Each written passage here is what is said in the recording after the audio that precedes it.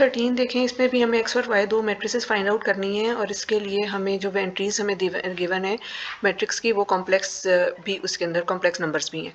ठीक है, तो हमने सबसे पहले 3x प्लस वाई वाली जो इक्वेशन है उसको इक्वेशन नंबर 1 कह लिया और x प्लस 2y वाली जो इक्वेशन है उसको हमने इक्वेशन नंबर 2 कह लिया। अब हम चाह रहे हैं कि y के कोफिशिएंट सेम हो जाए, तो इसके लिए हम क्या करेंगे कि 1 को हमने 2 से मल्टीप्लाई कर दिया। जब इक्वेशन नंबर 1 को हमने 2 से मल्टीप्लाई किया तो लेफ्ट हैंड साइड भी 2 से मल्टीप्लाई हुई, तो ये हमारे पास आ गया 6x प्लस 2y और राइट हैंड साइड जब 2 से मल्टीप्लाई होगी तो इसका मतलब ये हुआ कि 2 जो है वो स्केलर मल्टीप्लिकेशन होगी हमारे पास matrix on the right hand side, यानी कि 2 जो है वो राइट हैंड साइड पर जो मैट्रिक्स है उसकी सारी एंट्रीज के साथ मल्टीप्लाई हो जाएगा। तो ये हमारे पास आ जाएगा 4 10 6i 4 प्लस 14i 10 और 14, फिर उसके बाद 4 4 और 6i। उसके बाद हम क्या करेंगे कि इक्वेशन नंबर 2 को इक्वेशन नंबर 3 में से सब्ट्रैक्ट कर देंगे। जब इक्वेशन नंबर 2 को हमने 3 में से सब्ट्रैक्ट किया तो इसका मतलब ये हुआ कि राइट हैंड साइड पर जो मैट्रिक्स है 3 में, उसमें से हम जो लेफ्ट हैंड साइड पे जो मैट्रिक्स है 2 में उन दोनों को सब्ट्रैक्ट करेंगे तो ये हमारे पास आ जाएगा ये दोनों मैट्रिसेस इस तरीके से सब्ट्रैक्ट हो जाएंगी और हमारे पास राइट हैंड साइड पर जो लेफ्ट हैंड साइड पर जो इक्वेशन है तो वो हमारे पास थी 6x प्लस 2y में से हम x और 2y को माइनस कर देंगे।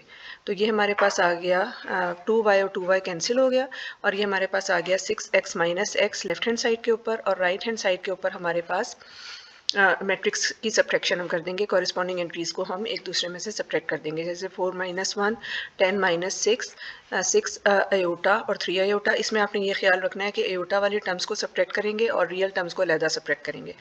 ठीक है, तो ये हमारे पास नेक्स्ट एंट्री आई 4 plus 14 iota minus 7 minus 2 iota 10 minus 5 iota 14 minus 7, उसके बाद 4 माइनस 3, फिर 4 माइनस 3 और फिर 6 अयोटा माइनस 6 और लेफ्ट हैंड साइड के ऊपर हमारे पास आ गया 5x। अब रियल में से रियल टर्म्स को सब्ट्रैक्ट किया और इमेजिनरी में से इमेजिनरी टर्म्स को सब्ट्रैक्ट किया तो ये हमारे पास आ गया 3 4 3 iota minus 3 plus 12 iota 10 minus 5 iota 7 1 1 minus 6 plus 6 iota. ये 5x की वैल्यू आ गई। हमें x की वैल्यू फाइंड आउट करनी है तो इसका मतलब ये हुआ कि इस 5 को हम राइट हैंड साइड पर ले जाएंगे। जब ये 5 राइट हैंड साइड पर जाएगा तो ये 1/5 बन जाएगा और 1/5 की स्केलर मल्टीप्लिकेशन हम राइट हैंड साइड के ऊपर जो मैट्रिक्स है उससे हम करेंगे। तो ये हमारे पास क्या बन जाएगा 3/5 4/5 3 iota by 5 3/5 plus 12/5 iota 2 minus iota, क्योंकि 10 में से 10 divided by 5 is 2 and 5/5 is 1 और फिर 7/5 फिर 1/5 फिर 1/5 और फिर माइनस 6/5 प्लस 6/5 अयोटा। अब इक्वेशन नंबर ये x की तो वैल्यू हमें आ गई। अब इक्वेशन नंबर 2 में से हम y की वैल्यू फाइंड आउट करेंगे। इक्वेशन नंबर 2 हमारे पास कौन सी थी, ये इक्वेशन थी। ठीक है, इसके अंदर हमने x की वैल्यू पुट की तो ये हमारे पास इस तरीके से इक्वेशन बन गई। अब ये जो मैट्रिक्स इक्वेशन है इसमें जो हमारे पास लेफ्ट हैंड साइड के ऊपर मैट्रिक्स है इसको हम राइट हैंड साइड पर ले जाएंगे। इस इक्वेशन के साथ इस मैट्रिक्स के साथ कोई साइन नहीं है, इसका मतलब है ये ऐड हो रही है। इसका मतलब जब हुआ कि जब ये राइट हैंड साइड पर जाएगी तो ये सब्ट्रैक्ट हो जाएगी, यानी हमारे पास राइट हैंड साइड के ऊपर जो मैट्रिक्स है उसमें से लेफ्ट हैंड साइड वाली मैट्रिक्स को हम सब्ट्रैक्ट कर देंगे। तो ये हमारे पास हो जाएगा, कॉरिस्पॉन्डिंग एंट्रीज को सब्ट्रैक्ट किया तो 1 minus 3/5 6 minus 4/5 3 iota minus 3 iota by 5। फिर उसके बाद अगली जो टर्म है उसमें रियल और इमेजिनरी दोनों पार्ट्स हैं, तो रियल और इमेजिनरी का ख्याल रखिएगा कि रियल में से रियल और इमेजिनरी में से इमेजिनरी को माइनस करेंगे। तो ये क्या हो जाएगा हमारे पास 7 माइनस माइनस 3/5। ठीक है, तो माइनस माइनस प्लस हो जाएगा, ये हो जाएगा 7 प्लस 3/5 और 2 अयोटा माइनस 12/5 अयोटा।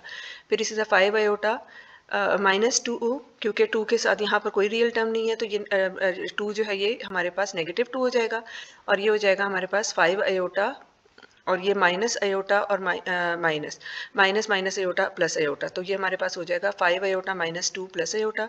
फिर इस तरह 7 माइनस 7/5, फिर उसके बाद 3 माइनस 1/5, फिर उसके बाद 3 माइनस 1/5 दोबारा, फिर उसके बाद 6 ये माइनस माइनस प्लस हो जाएगा तो ये हो जाएगा 6 प्लस 6/5 माइनस 6/5 अयोटा। अब रियल टर्म्स को ऐड कर लें और इमेजिनरी टर्म्स को अलहदा से ऐड या सब्ट्रैक्ट कर लें। ठीक है, तो ये हमारे पास बन जाएंगी वैल्यूज़ 1 माइनस 3/5। 3 अयोटा में से माइनस 3 अयोटा ओवर 5 को सब्ट्रैक्ट किया तो ये भी हमारे पास क्या आ जाएगा 12/5। उसके बाद जो फर्स्ट एंट्री है सेकेंड रो की, इसके अंदर हम 7 प्लस 3/5 को ऐड करेंगे क्योंकि वो दोनों रियल टर्म्स हैं। तो 7 प्लस 3/5 हमारे पास हो जाएगा 5 7 जार 35 plus 3/5 that is equal to 38/5 और इसी तरह 2 आयोटा माइनस 12/5 आयोटा, तो ये हमारे पास बन जाएगा 10 iota minus 12 iota divided by 5 that is equal to -2/5 iota. फिर इसी तरह हमारे पास आ जाएगा -2 प्लस 6 आयोटा। फिर इसी तरह हमने 7 माइनस 7/5 को सब्ट्रैक्ट किया तो ये हमारे पास 28/5 आ गया। फिर इसी तरह 3 माइनस 1/5 को किया तो 14/5 आ गया। फिर 3 माइनस 1/5 को किया तो दोबारा 14/5 आ गया। और इसी तरह अगली टर्म में 6 प्लस 6/5 को हमने किया तो ये हमारे पास 36/5 और minus 6/5 iota as it is आ गया। ये हमारे पास 2y की वैल्यू थी। अब हमने y की वैल्यू फाइंड आउट करनी है। y की वैल्यू फाइंड आउट करने के लिए क्या करेंगे हम कि 2 को ये हमारे पास हो जाएगा ना, यहाँ पर 2 मल्टीप्लाई हो रहा था तो उधर जाकर डिवाइड हो जाएगा, यानी 2 ये सारी वाली जो टर्म्स हैं उनके साथ डिवाइड हो जाएगा। तो 26/5 हमारे पास आएगा 13/5 के, 12/5 फिर हमारे पास 6/5 अयोटा के इक्वल आएगा, 38/5 हमारे पास होगा 19/5 माइनस 2/2 इज़ 1, तो ये हो जाएगा 1/5 आयोटा।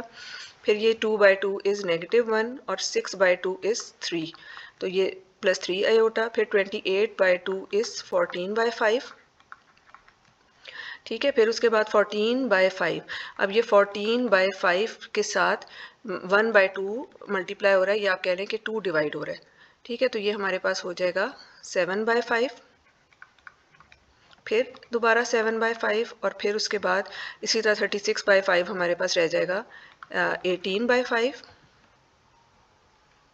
Minus 3/5 iota.